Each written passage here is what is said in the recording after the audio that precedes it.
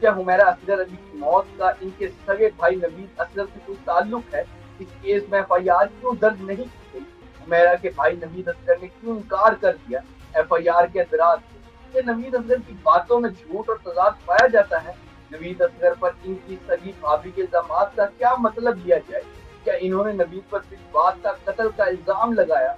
नवीद असगर की body language किस चीज का पता दे रही है? क्या एफआईआर दर्ज ना कराने से मुनासिब और मुकम्मल तहकीकात हो ही नहीं सकती?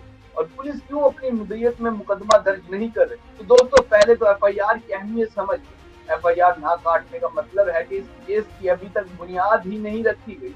अगर ये पाकिस्तानी कानून पुलिस को एफआईआर से पहले कुछ हद तक तहकीकात की इजाजत देता है, क्वारी ही कर सकती है और इस केस में कर भी रही है, मसलन लाश का पोस्टमार्टम, फोरेंसिक तज्जिया वगैरह।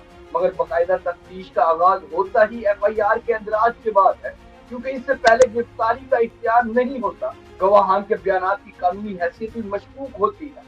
मगर याद रहे कि पुलिस को अपनी मुद्दत में एफआईआर के अंदराज का इख्तियार है, मगर वो ऐसा शायद जानबूझ के नहीं कर रही, क्योंकि शायद इससे कुछ शवाहिद मिल गए हों, किसी पे शक हो, और भी बहुत सी वजूहात हो सकती है। यानी पुलिस का एफआईआर दर्ज ना करना शायद समझ में आता है, मगर घर वालों को क्या हुआ?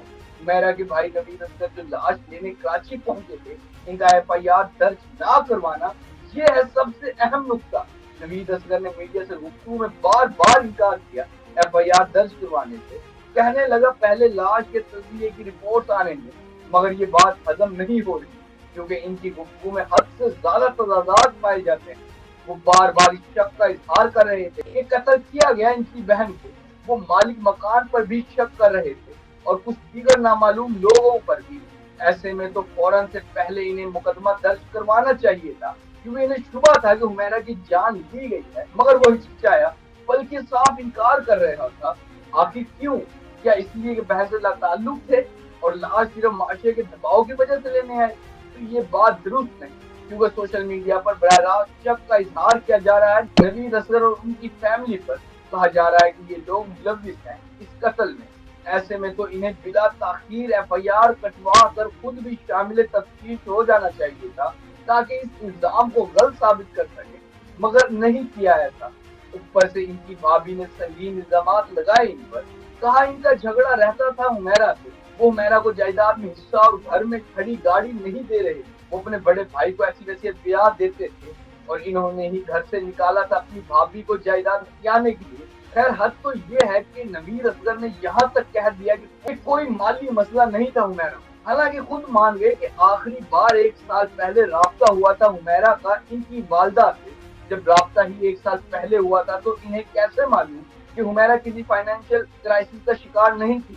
हालांकि हकीकत यह है कि मरहूम ने मई 2024 से किराया ही नहीं दिया था मालिक मकान को।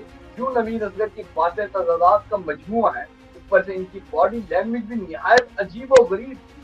अपने खानदान को बार बार क्लीन चिट दे रहे थे, दावा कर रहे थे कि बहुत अच्छे से जानते हैं इन्वेस्टिगेशन होती क्या है और कैसे की जाती है। सहाफियों को भी भाषण दिया कि रिपोर्टिंग कैसे करनी चाहिए थी इन्हें।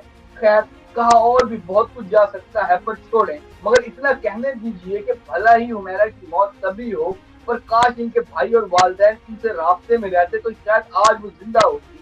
अब आप कमेंट करके बताएं कि हुमैरा के भाई नवीद असगर ने एफआईआर दर्ज क्यों नहीं करवाई। और हाँ, वीडियो को लाइक और शेयर भी जरूर करें।